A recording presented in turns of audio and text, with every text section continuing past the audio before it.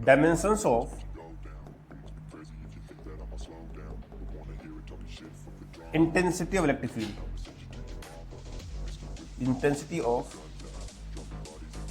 Electric field, इसको किससे लिखते हैं? इसको लिखते हैं ई सर, ए से, ई से लिखते हैं। ई का फार्मूला पढ़ा है कोई? बताओ, कोई ऐसा फार्मूला इसमें ई आ रहा हो, बताओ। सिंपल फार्मूला था एफ अपॉन क्यू नॉट। कुछ याद न रहे, जब कभी डायमेंशन निकालनी, किसी भी फार्मूले की, किसी भी क्वांटिटी की डायमेंशन निकालनी है तो उसका सबसे आसान फार्मूला याद करिए ना, एफ अपॉन क्यू नॉट। बहुत आसान है। एफ की डायमेंशन पता है एम एल टी माइनस 2 और चार्ज की ए टी। Very good. तो हो जाएगा क्या? एम एल टी माइनस 3 और ए माइनस 1। कैसे हुआ बताना जरूरत है। टी नीचे है, पॉजिटिव ऊपर जाएगा, नेगेटिव हुआ। एक और डायमेंशन है, dimensions of electric potential.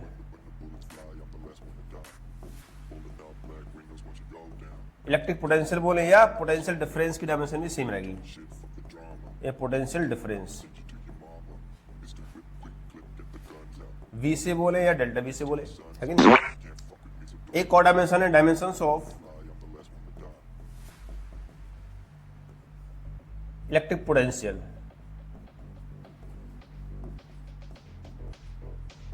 Electric potential बोले या पोटेंशियल डिफरेंस की डायमेंशन भी सेम रहेगी। ये पोटेंशियल डिफरेंस V से बोले या डेल्टा V से बोले, है कि नहीं। डिफरेंस डेल्टा V से बोलेंगे और पोटेंशियल को V से बोलेंगे। देखो, इसको निकालने के बहुत सारे तरीके हो सकते हैं, बहुत सारे फार्मूला आपको हो सकते हैं। V का सबसे आसान फार्मूला क्या है? वर्क अपॉन चार्ज, है ना। हाँ, तो V का आसान फार्मूला क्या है? The rate of change of work, या D W upon D Q बोलते हैं। Work required to bring the charge from infinity to a point is called electric potential. पढ़ते हैं। किसी चार्ज को अनंत से इलेक्ट्रिक फील्ड के अंदर किसी बिंदु तक लाने में जो कार्य करना पड़ता है उसको इलेक्ट्रिक पोटेंशियल बोलते हैं ना। ऐसे कर पढ़ा तुमने, ठीक है। ऊपर वर्क की डायमेंशन क्या है? M L square T minus 2 upon charge की ए टी। तो क्या हो जाएगा? M L square T minus 3 और ए माइनस 1, है ना।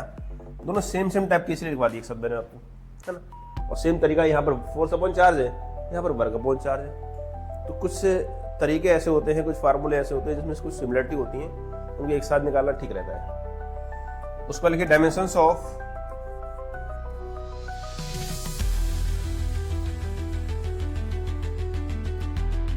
रेजिस्टेंस। निकाल पाएंगे आर की। तो फॉर्मूला आर का आसान फॉर्मूला जो आपको याद है, ओम्स लॉ याद है, V equal to I are.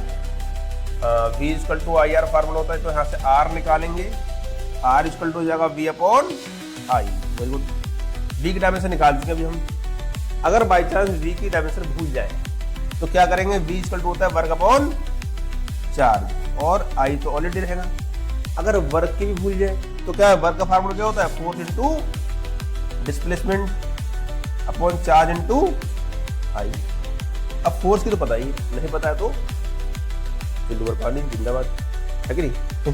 Force की क्या है? फोर्स की है एम एल टी माइनस 2 और डिस्प्लेसमेंट की एल है, चार्ज की ए टी है और करंट की ए है ना।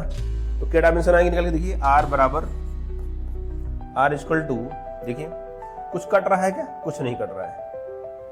एम और एल 2 है तो एल स्क्वायर हो जाएगा, टी की पावर माइनस 3 हो जाएगा क्योंकि नीचे ऊपर जाएगा नीचे वाला, तो माइनस 3 और ए की power minus 2। This is dimension of resistance R.